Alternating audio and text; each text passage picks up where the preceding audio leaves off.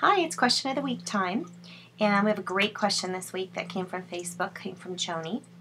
And the question is, how do you know if your child is truly seeing spirits or if it's just an overactive imagination? And the truth is, you can't know. All children come into the world with their filters, their psychic filters off, meaning that they can perceive spirit, they can perceive energy, your colors, your aura colors. They can perceive emotion through energy. So they're very open, very open. And as time goes on, through just the necessity almost on some level, they start to put filters in place and begin to close off to those kind of things. It's not necessary for them to completely shut off though. And we as parents can encourage them to be open to continuing to keep those gifts as a part of their life. And if you are coming from that place where you'd like to be an advocate for your child, it's going to be important that you learn how to develop those skills within yourself. Learn how to trust those abilities inside of yourself. So the best way to approach first is to always trust what they're saying as truth for them. Even though, you know, there may be this part of you is, I don't want to encourage them if it's their imagination. Always assume that it's real for them.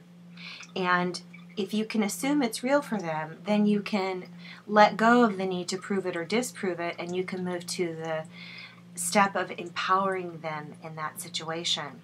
So how do you empower your child? One, you validate. If you're seeing that, it must be scary for you. Two, you validate that nothing can harm them. Not even if you're there or not there, it doesn't matter. It's important for you to acknowledge that even though your child may not be able to see it, that they have a guardian angel that is always protecting them. And so while these energies might show up, if you can reassure your child that nothing can ever harm them, and that they always have permission to tell something to get away or to leave if they don't like it, and that if they feel like they need help, they can ask their guardian angel to do so. If you give your child tools to feel powerful, then these energies aren't going to frighten them so badly. It doesn't mean that they're not going to be scared, because we're all scared of the unknown. And just as you probably know as an adult, if you're resting in your bed and all of a sudden you start to see someone standing at the end of your bed, it doesn't matter how old you are, you're going to be scared.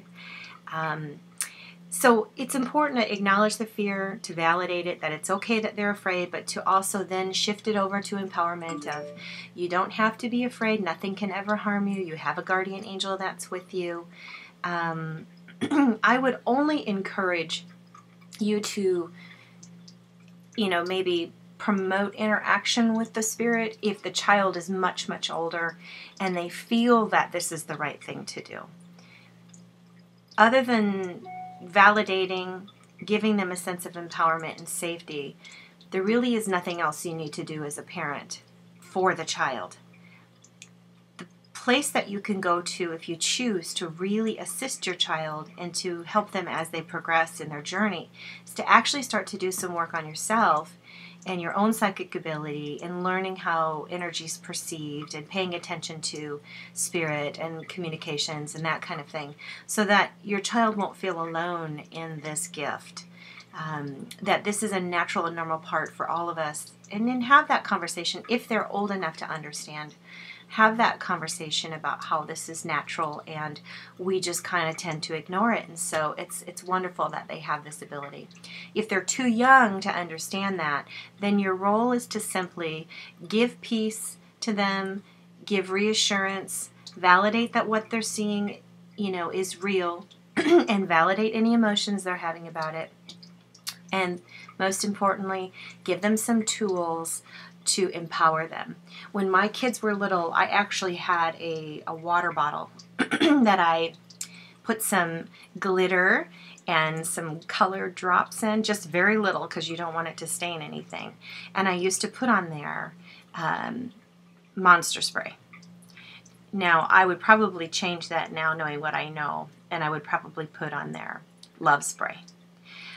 So there's not this idea of monsters. But when my kids would get afraid, I told them that this beautiful water, and I prayed over the water and asked the water to be a powerful force of good for my children. And I would give them this bottle, and I would say, if you ever get really afraid, you always have this bottle here, and it's got magic water in it. And if you spray this water at whatever you're afraid of, it will go away. And it worked. They loved it. They felt empowered. They had a tool to use. And now knowing what I know now, I would have actually sat down, not just given them that spray, but I would have talked to them about, that they have the right to tell something to leave, that their room is their sacred space. And that's the other thing you can do as a parent. Now, this is outside of your child. You'd want to do this when your child's not at home. Go into the room and ask your angels to cleanse the room of any energies that are disturbing your child, and to fill the room with love and peace, and set the intention for your child to have a sacred space, and that nothing can enter that space without having the intention of love. And if you set that space, it's kind of like your own home, that protective space for your child. It's going to hold an energy vibration. It doesn't weaken. It doesn't go away, so you don't have to go in there every day. You just do it one time. Do it from your heart as a mother to protect your child. And that will keep energies from entering that space as well. You can even tell your child, if they're young enough to believe you, you can explain it to them if they're old enough, exactly what you did. If they're young and they don't understand energy, you can simply say to your child, I came in here, I asked my angels to protect you, to surround your room so you're nice and safe and you never need to worry about it. So if for some reason you ever see anyone in here, they're here to love you, and no one can come in this room that is mean or angry or cruel in any way. They're always going to be loving, nice people. Okay, so I hope that helps. If you have more questions about this, there's a lot of great information out there on the internet. I know Doreen Virtue has written a book about psychic children. Even the show Psychic Children is a great one to watch to assist your kids. And that show is all about empowering your kids, because these energies are not going to go away as a part of their life. And we don't want them to. We want you to feel empowered and able to use these energies for your own benefit. So, hope that helps. Have a great week, everybody.